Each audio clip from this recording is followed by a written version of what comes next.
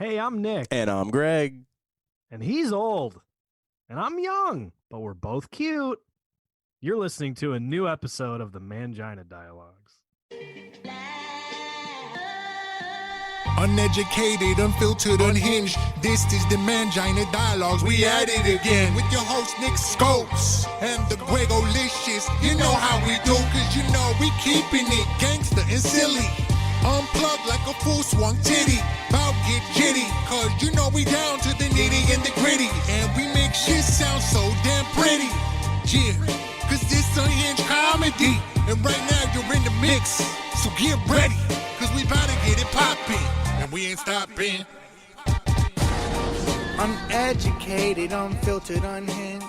This the Mangina Dialogues. Hello, and welcome to the Mangina Dialogues. I am your host, Nick Scopes, And I'm the Gregolicious. and today, our guest all the way from sunny California, Amy Silverberg. How are you, Amy? I'm good. Thanks for having me to Mangina. Say To it. the Let's hear it. monologue. Let's hear it. What do you think the full name is? I've like- been trying to listen to the theme song, and I'll say it's not the catchiest theme song, but I was listening closely the entire time. Is it the worst theme song you've ever heard? I mean, it's definitely up there. Hey, then we are succeeding moment by moment. Would it make you feel any better if you knew that was puppets actually singing? Oh, I love that. Yeah. Sure, I love a puppet. Well, we got them. We got two of them actually. Am I talking to two puppets right now? Oh, you're talking to Actually, yeah. so much worse than two puppets. Wouldn't that be wild? But nice try. So, you told us off air that a friend of yours is paying you not to tweet. Like, why? He's paying me not to tweet for a week. I mean, I will have a really large coffee and then tweet like 17 times in a row about cum. And he was like, I'm going to pay you not to tweet. And I said, sure, I'll take it. He wrote up a contract, had another comedian send it to me, called him his lawyer. I signed the contract. I told him I would give the money to charity, but that he simply must Venmo it to me because I don't trust him to do it. So I need to see it in my account. I mean, I'd love to see that contract. The contract is truly official. I'll send it to you guys. I'd love to see it. So yeah, looking at your Twitter, it's pretty funny. I'm not sure why somebody would want to pay you not to do that, but You hey, know, he's a friend of mine. He's my frenemy. Just trying to stir the pot a little. Right. Somebody else offered me $200 to tweet, and I was like, should I start a bidding war? But then I decided I simply can't take money from a man I've never met off the internet. Nick does that all the time. I don't know what the problem is. True. Yeah. Hey, these are tough times, man. Just send pictures of my feet. Nothing weird. So I know. I mean, I'm not above it in any way. I'm just like, I don't think I should start now in quarantine. I mean, if there's no time to start, now is the time to start. Yeah. I don't know. Yeah, I don't know. So it's actually funny. And the reason I even wanted to bring it up is because I wrote down another note to myself to ask you why someone is paying you not to twerk. Like, it seems like you're cornering the market on people paying you to not do things. Wait, say that. What did you just say? That I saw on your Twitter or somewhere that someone's paying you not to twerk. No, I don't twerk. That must have been a typo. Only not to tweet. Oh, I'm not a dancer. I don't dance in any way, shape, or form. Okay, so That's the not tweeting. I'm gonna find that tweet and see if I just read it wrong in my sleep. But Yeah, I mean, if they're paying me not to twerk, they have another thing coming yeah. because I've never twerked, Well, and I'm not about to start. I think you might need to revise that tweet. But anyway, let's talk about something else. Nick, what do you got on your mind? Well, I just wanted to ask, what are you doing to stay busy out there now that obviously stand-up isn't really a thing anymore? There's no shows. I know. Stand-up is... I'm also a writer, and I teach. So my semester was still going on. It just ended. I was having like Zoom office hours with the kids. I teach at USC. and they're wacky over Zoom office hours. They always want to take a tour of my apartment. One girl had like a guy just walking in the background, and she goes, "Oh yeah, we went on a few dates before quarantine, and now he just lives with me." And I was like, "This is wild. I'm gonna send. Can I call your mom? I'm gonna send the police." That's very And risky. I've given everyone an A. If they turned in the midterm and they turned in a final within a reasonable amount of time, I'm giving them the old quarantine A. That's well So worth the money. Not actively grading papers. You're like, okay, this is good. I mean, I am grading them, and if somebody's really done well, they get an A plus, and if they've really done shitty, they get an A minus. But they all seem to be in such like anxious frenzies, and I teach like an English GE that I'm like, I'm not gonna fuck up their GPA because they're all running around in circles chasing their tails. So the tweet was about a tweet. I don't know what I read, so we can just put that to bed. So Yeah, no, and you could pay me any amount of money to stop twerking. we'll put that I up. take it. We'll put that Not on a the list. twerker. So can we just talk about you being a college professor and also stand-up comedian for a minute?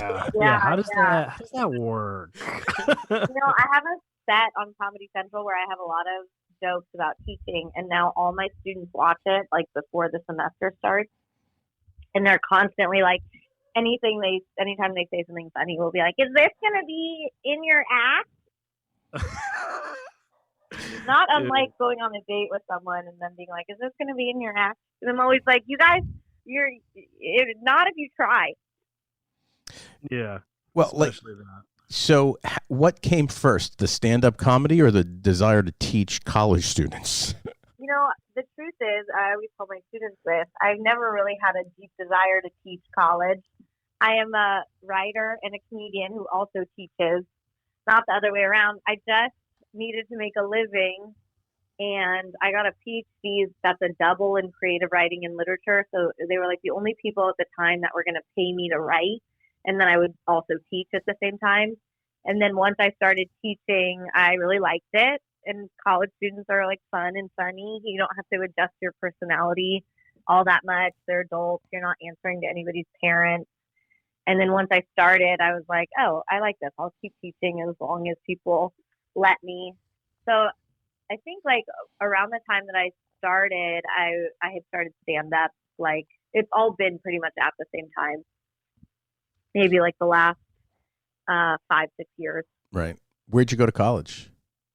I went to college at in Santa Barbara, UC Santa Barbara, a big party school. Yep. You can study buzz. Yeah. You know the acronyms.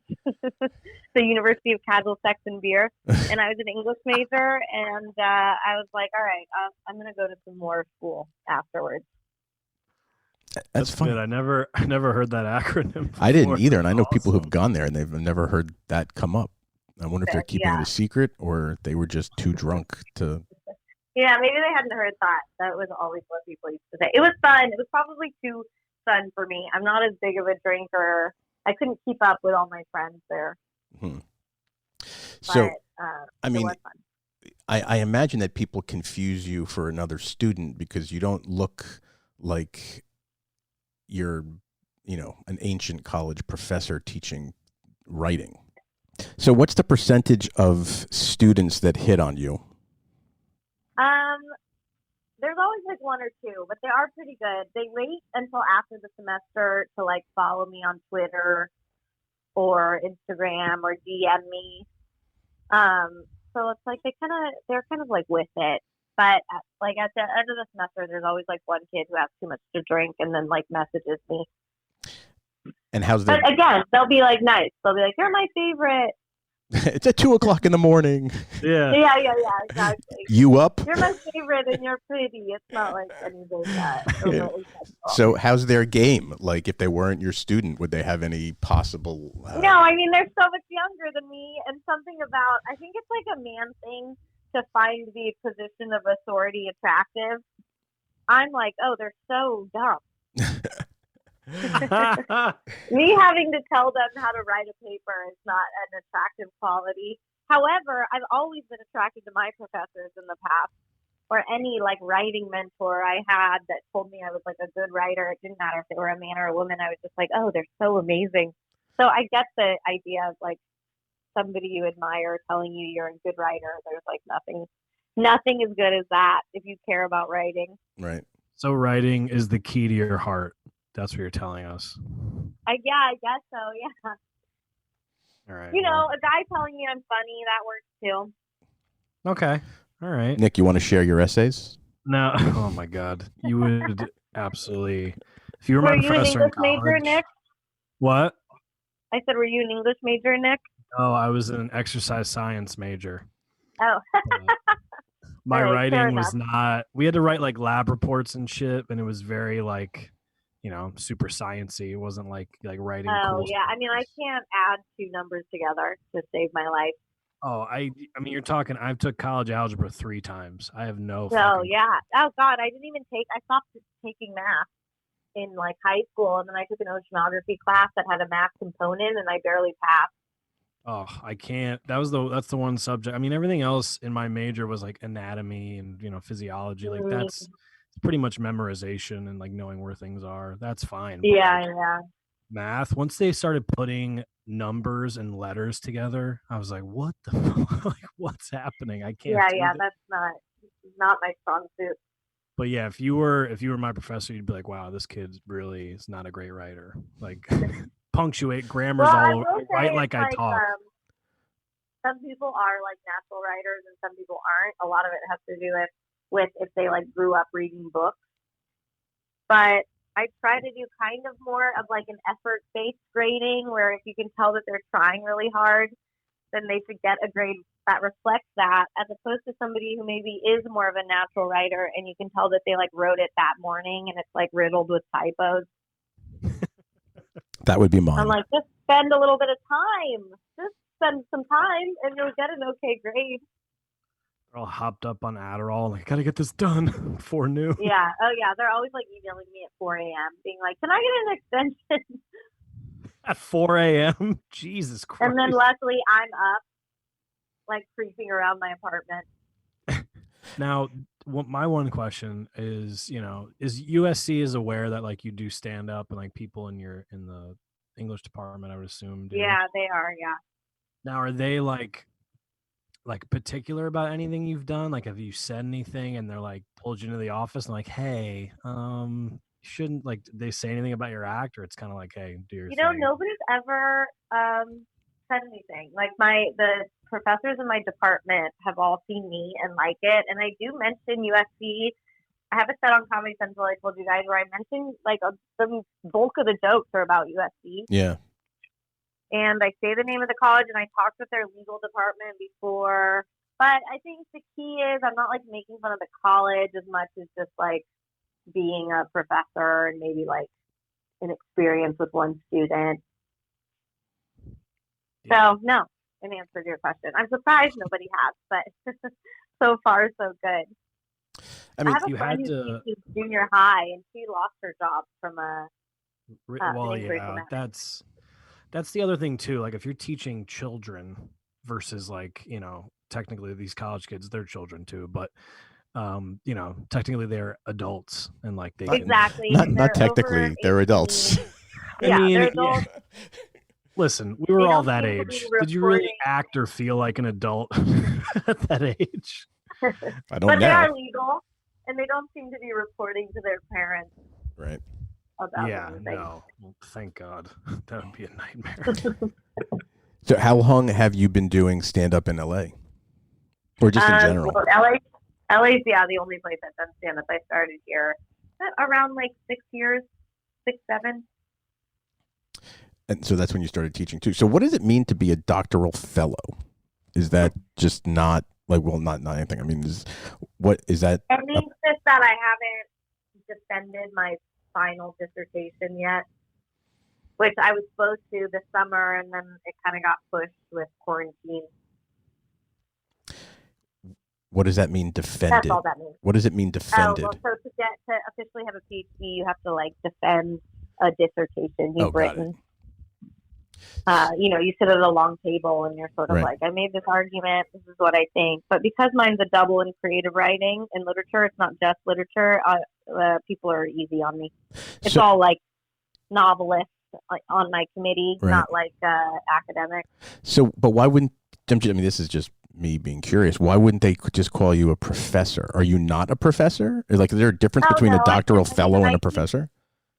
I teach adjunct, and I'm technically have a professorship. Got it. But I just say doctoral fellow, so that's technically what I am at the moment. You could call me a lot of different things. I wonder if any of those kids go home and tell their parents that their writing teacher is a stand-up comedian in LA, and you can watch her sets. It makes me uncomfortable thinking about parents huddled around their kids watching my sets that aren't exactly clean, Yeah. and then just being like, "This is your professor." We're sending you to USC and paying. This is what your professors are like. Stand-up comedians. Yeah, but I will say I do know a lot about literature. Yeah, I mean, and obviously, I know a lot about writing, so I think you're quite a they are published getting writer. their money's worth, even though I am an extremely easy grader. Yeah. We won't let them hear any of this. Any of my friends whose kids go to USC or whatever. Listen, I think the kids at USC are always happy for a good grade. Yeah. I mean, there should be Maybe smart more so kids. than- yeah, they are smart kids, and I taught at other colleges, and USC's particularly, they're really into their future. They're always very concerned about their grades. They're very concerned about will I get into graduate school? What will I do after this? And I'm always encouraging them to think less about that and more just think about learning in general. But I get that it's a scary time to be young and think about what you're going to do with your future and how you're going to make a living. Yeah. Did you encourage them to get into stand-up comedy? Well, I encourage the ones who love writing in English. A lot of them are like, "Oh, I'm going to go to law school." My dad wants me to go to law school, and I'm always like, "Do you like law? Do you know that after law school you're supposed to practice law?" And then they'll be like, "Well, what else would I do?" And I'll be like, "You could be a writer. You could be like me." And they'll be like, "Oh, that doesn't sound good." I'd be like, "You do work a million jobs and teach people like me." Now, did you always want to be a stand-up? Was that your thing, or would you just came out of nowhere? Because obviously you got the writing background behind you, so maybe you fell in love with writing. I want to talk about. No, I this. always wanted to. It's it took me a while to admit it. It's something weird about being yeah, I think I'm funnier than a lot of other people, and that I should get on a stage. But to me, it's also so similar to writing. It's just that one is delayed gratification that you sit down and do, and one is instant gratification that you stand up and comes out loud. But I always wanted to. I was a class clown in high school, all that stuff. And when I said I wanted to do stand up, nobody in my life was like, "But you're like an accountant. You're quiet." Right. What did your parents think? What about you guys? Was it always for a me, given? Yeah. Well, there was definitely times in my life for sure. I was absolutely a class clown. There's no. It's exactly what I was, always making jokes. And then it really wasn't. I started 2 years ago, just because my buddy kept pushing me. He's like, I'm going to sign you up. There's this open mic here in Connecticut, at the Stress Factory in Bridgeport. And I was like, dude, come on, don't sign me up. He's like, you'll be fine. Just do it. And then now here I am doing it or was doing it till this hit. But it's, I would say I never was like, I'm going to be a stand-up comic, but I knew something performance based, being the funny guy and all, but never knew it'd be like this. That makes sense. He's getting ready to launch his TikTok dance account where he's going to just do different dances on TikTok every day. All right, I'll watch. Yeah. That's how I look forward to my mornings. Have you been on TikTok, Amy? People are always sending me TikToks, and that seems to be the way that I can't get into another platform. I'm on Twitter too much. As you guys know, somebody had to pay me to get off of it for a week. And Instagram I'm less into, but I'm just I think I just gotta let TikTok pass me by. TikTok, you will, and this happens to me, this especially during this quarantine, you'll lose like 30 to 40 minutes of your life every time. Like you just like Well, that's what I hear. I hear it's really addicting, and I don't think I can go down another addicting hole. I think it's more addicting to guys because I don't go on TikTok at all, very infrequently. But when I do, the first thing that comes up every single time are girls in bikinis dancing, right? And then you'll like swipe through it, and then it's another girl in bikini dancing, and I'll swipe for 15 minutes, and that's all that you see. So like People keep sending me like dogs doing funny things, which is something I'm into. And then also people keep telling me that they put their stand-up up and it like does well. And that seems wild. That does. That's for sure. Nick's done that. I've done that, and I'll tell you, like, I don't know. I have no idea how this app works. I don't know if this is just dumb luck, but like, you know, I put up one video and it got like 145,000 views. And then I put up another video, it got 14,000.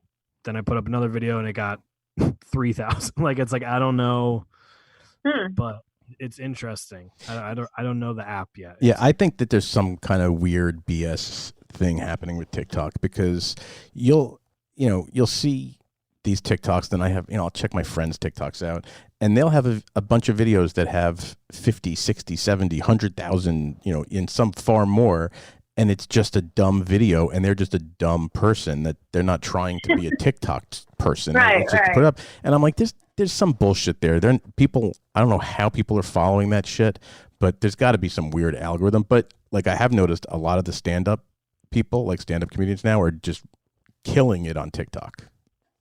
Yeah.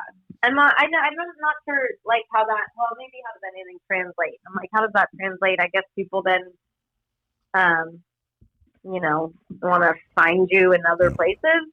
I'm just like, I don't know that I want to be on the platform doing stand-up. I don't know. I'm also averse to change, and technology doesn't really come that like naturally to me. So anytime I have to learn something new, I'm like, oh, fuck, Yeah, no kidding. Sounds like my dad. My dad is 70 years old, and he just learned like email stuff a few months ago.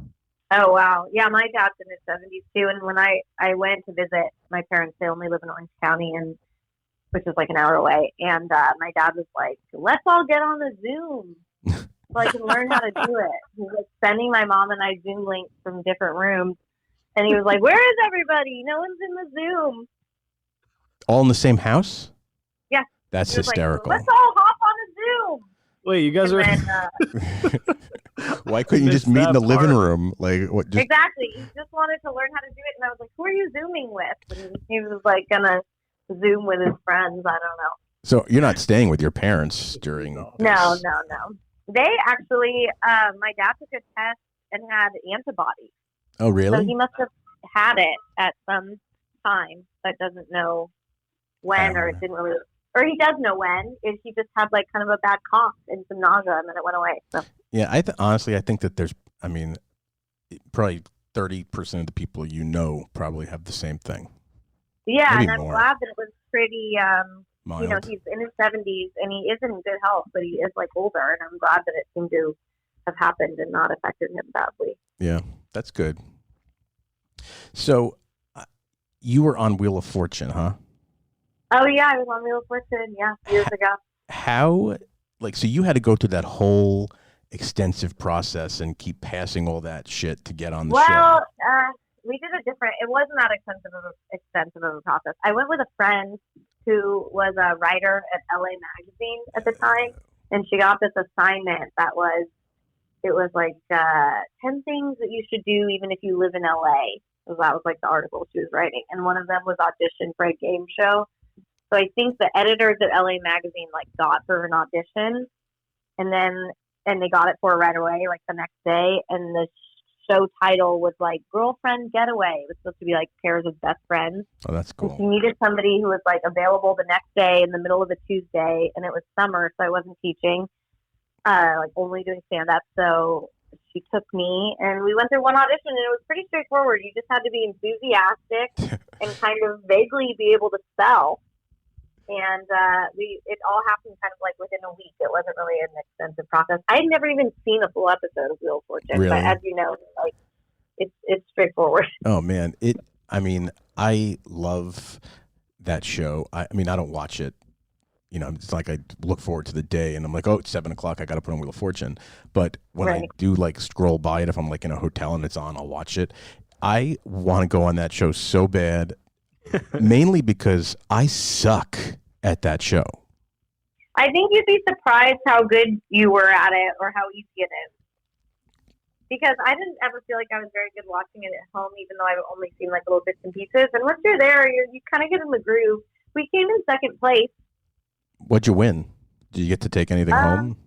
Yeah, we did. We split it because we were like that was also what made it easier. We were like partners, Right. And I think we came home with like 4,000 each. Oh, that's awesome. Yeah, it was Wow. pretty nice. That's pretty cool. Maybe me and Nick could Then go an get old on. woman on Twitter trolled me. I don't think she realized she was trolling me. She like tweeted how does this little one not know Singing in the Rain? And then was replying to like a clip of me at Amy Silverberg, and I was like, who is this woman? And then she was like, this little one's voice really doesn't match her body.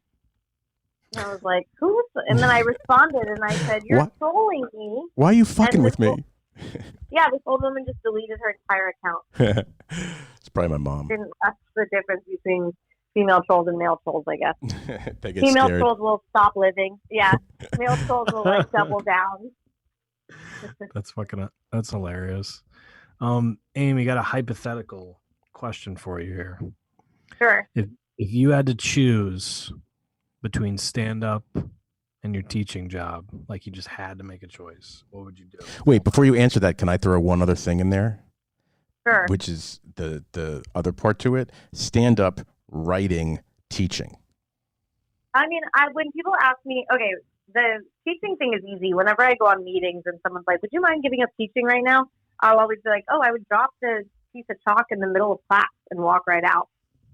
You know, I would quit at any moment. It's just a job to make money, and I do really love it, but it was never the like passion in life. Right. Stand up and writing really just feel like two sides of the same coin, and I don't even know that I could like pull them apart exactly, or that I like one over the other. I mean, right now in quarantine, I'm happy to be a writer and have that. But, you know, there's nothing feels as good as stand up, I don't think, when you're like in front of people. I don't know. If I had a gun to my head, maybe I would just be like, shoot me. I'm ready to go out. That's an easy way out of your Twitter conundrum. I mean, I feel like you guys, don't you consider yourselves also writers? I think stand-ups are all also writers, even if they don't make a living that way. I've actually been paid to write before. So there you go. But I don't do stand-up. Nick does. I actually, okay. I've written a lot. I used to publish a music magazine, so I've been a writer for a long time myself. Oh, cool. Yeah. Have you ever thought about doing stand-up or ever had a desire? Nick, you should see the smile on Nick's face right now. He's like giggling like a schoolgirl. I absolutely have such little desire to do that. But everybody else around me seems to have this gigantic desire for me to do it.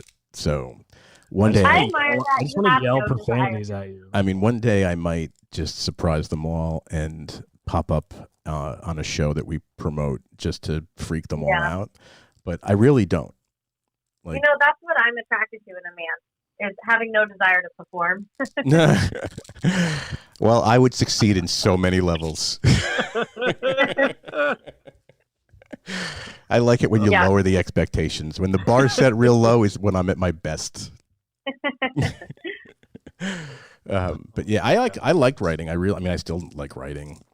It's a great. I find stand up. Not that I think stand up is easy by any means, but I find getting on stage to do stand up easier than I find writing. I really am like a painstaking writer. I have to drag myself to the computer, no matter what it is writing. I have to like trick myself. It feels like I'm, torturing myself. And stand up is always just sort of like, I'll just get on stage, and if I have no new material, I'll do old stuff. And if I have new stuff I'm working on, that's fun. So I do find myself tortured over writing a lot more. I mean, don't get me wrong. When I have a bad set, I still feel like I often turn and lose sleep even after like 6-ish years. But I don't. The starting part isn't as hard as writing for me. The starting is always still so hard. Yeah, I'm the same way. Yeah, when you just stare at a blank page and you're like, okay. I mean, I just sometimes I feel like I will do anything not to write. You know, where I don't have that same dragging my feet about stand up. Yeah, it's funny because I'm so the exact same way when it's about starting a writing project. And I wrote screenplays for a long time, and I started writing with a partner, and we were like the absolute best yin and yang because he was awesome and is awesome at just starting and getting some ideas on paper after we talk through some stuff, and then once I can see it, and like I'm a much more visual person, then I can really dig into it and craft something from a starting place. But for me to sit down and start writing the story, I mean, I would do typical writing block shit, and it never goes anywhere. But the format that we work with, it's really good for my creative process. Yeah, that I like a person. I'm like really a perfectionist, and I've written stuff with other people, but I've never had like a writing partner. But I have one friend that I have worked with before, and she's so much more just like, but anything, just put it on the paper. Like so much less of a perfectionist, and less of a procrastinator, and that's like a really nice. I agree, a nice partner to have if you're like painstaking. Yeah, for sure. Sometimes you just got to get it. You just got to get it out of your, like the idea out of your head. Like just get it on paper. It doesn't need to be, that's what I used to get caught up with. Like, it doesn't need to be fucking perfect at this very moment. Right. It's never going to be perfect. I have a mentor who's always like, just think of it like I'm going to write a bad something. Like I'm going to write a bad short story. I'm going to write a bad novel. I'm going to write a bad pilot.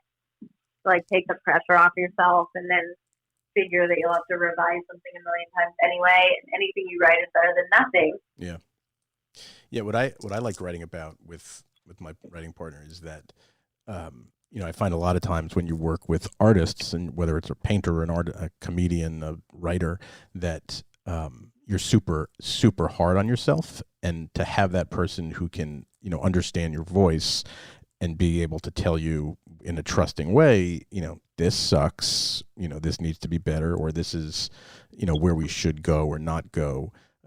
It, for me, is very helpful, because I know that I would get caught up in trying to make something, pinpoint perfect.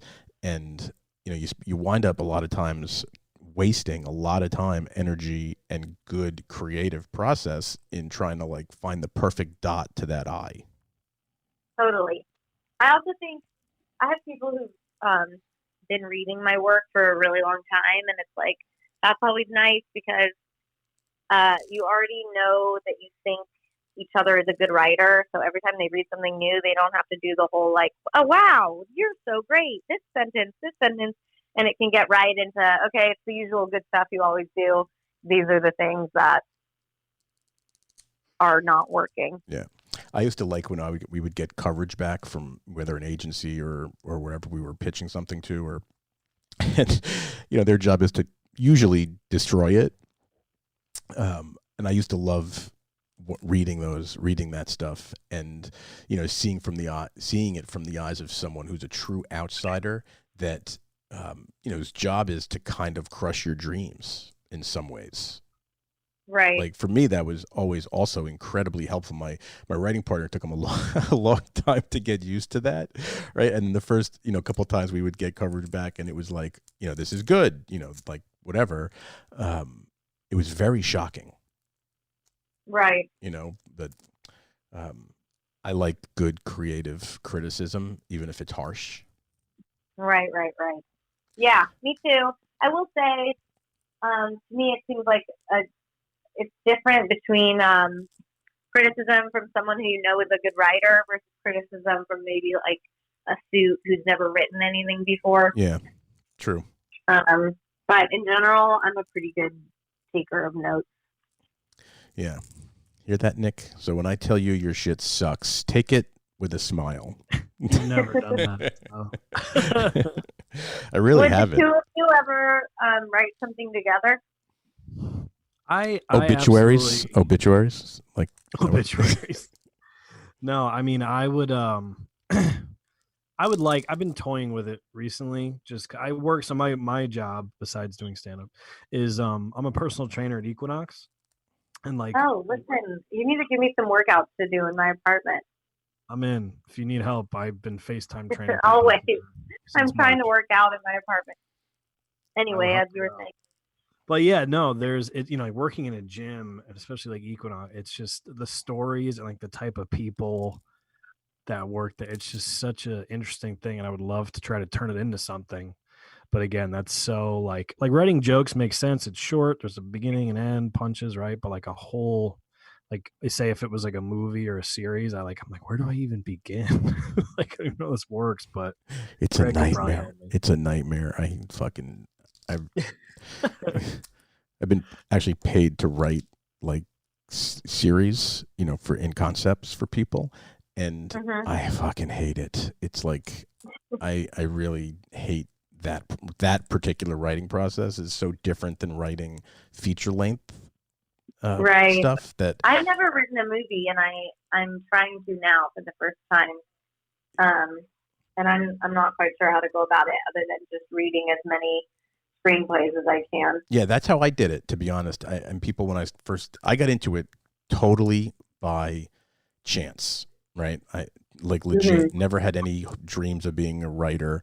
Even when I started my music magazine, I started as a joke, right? Totally as a joke, because I wanted to get into a concert, and I figured having a publication is the easiest way to do that.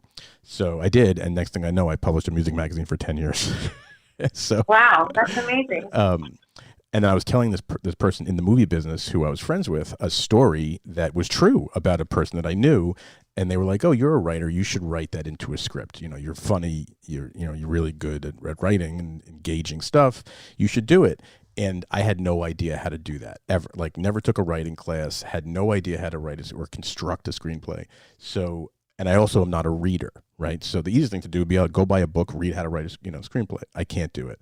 So I just bought online like 20 of my favorite movie screenplays, and I just read them all, and that's how I taught myself how to write a screenplay. Yeah, that makes sense to me. Okay, that's what I'm gonna do.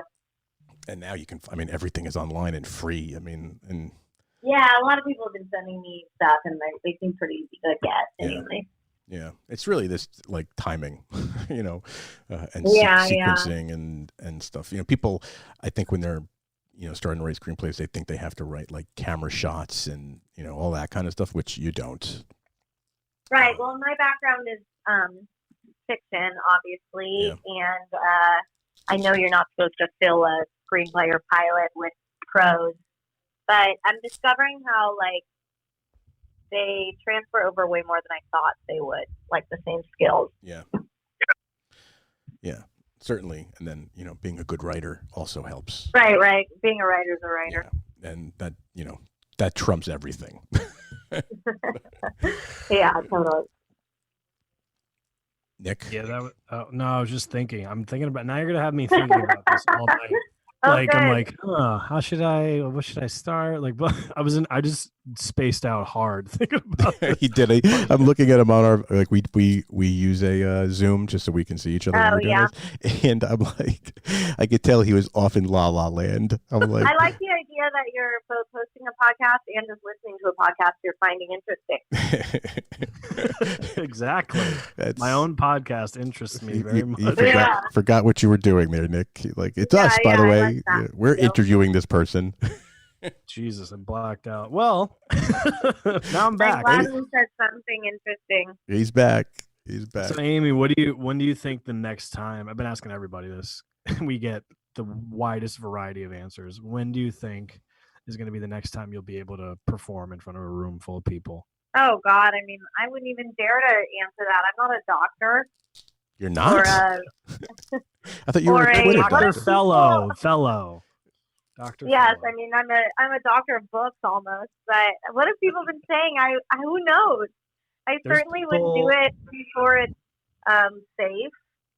I've been liking the Zoom shows, I gotta say, more than I thought I would. When quarantine started, I was like, I'm gonna bow out. I'm just not gonna do stand up for a while. And then after 1 week, I was like, sure, I'll do anything.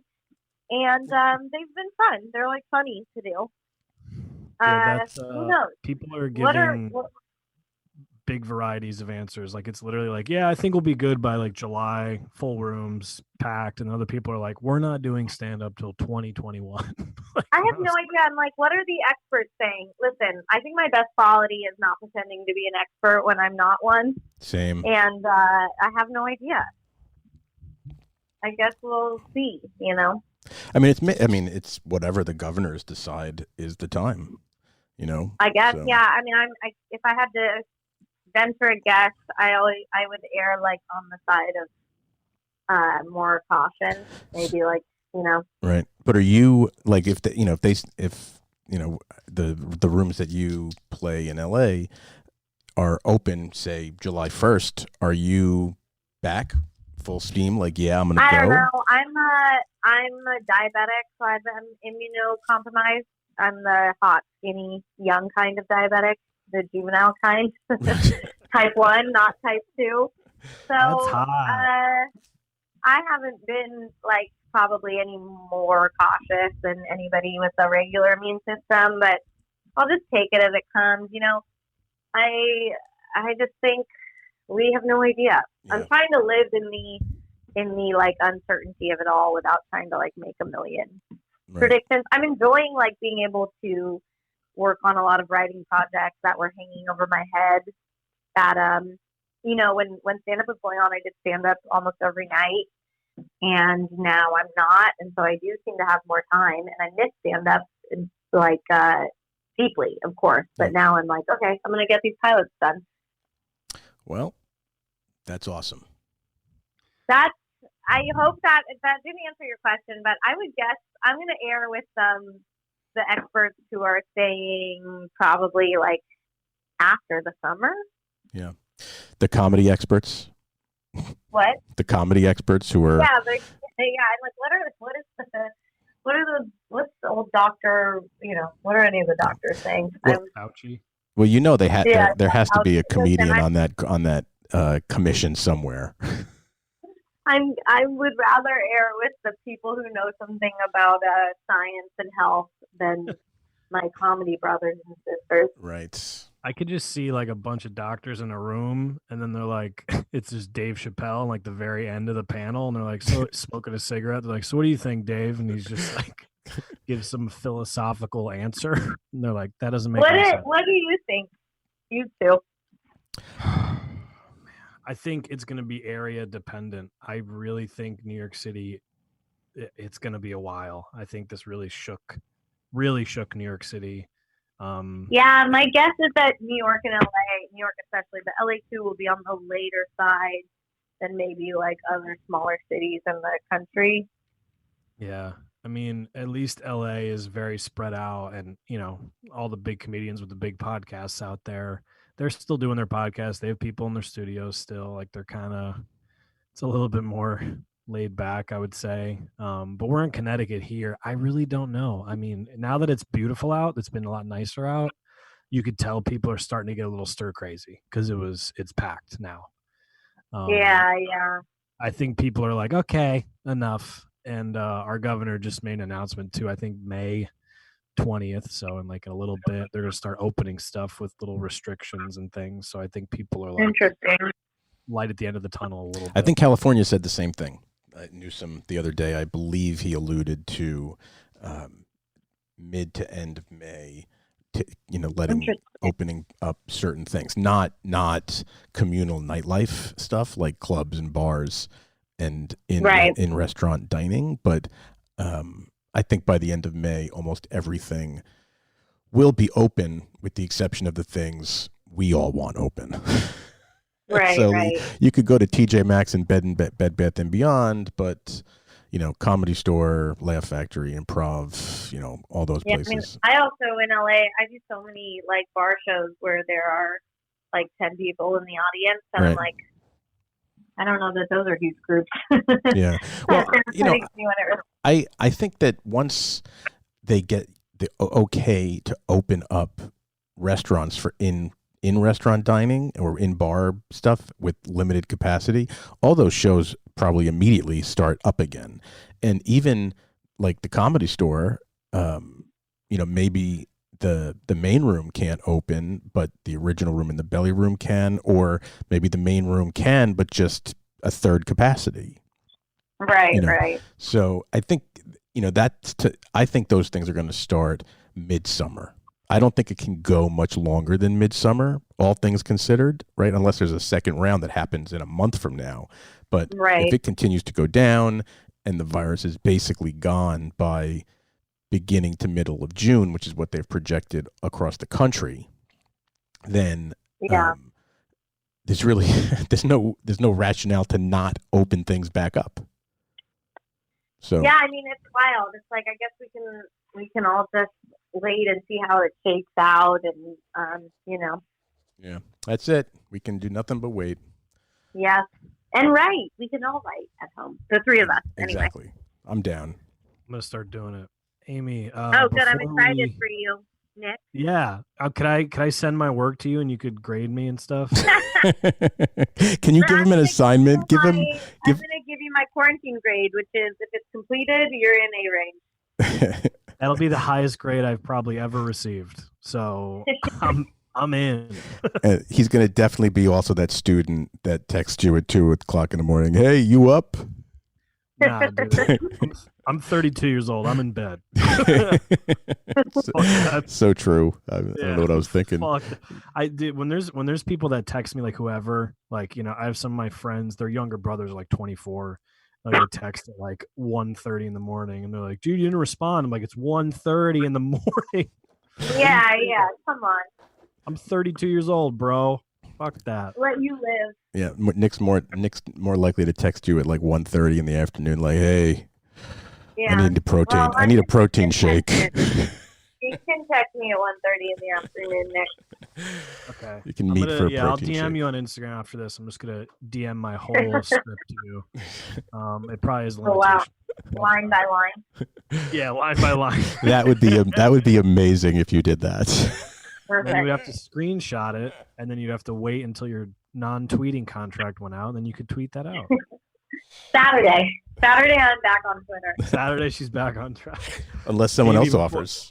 Before we wrap up, plug all the stuff you got. You say about your website. Oh, yeah, I have a website that I should update, amysilverberg.com. I'm on Twitter and Instagram at amysilverberg. And you could read my writing on my website.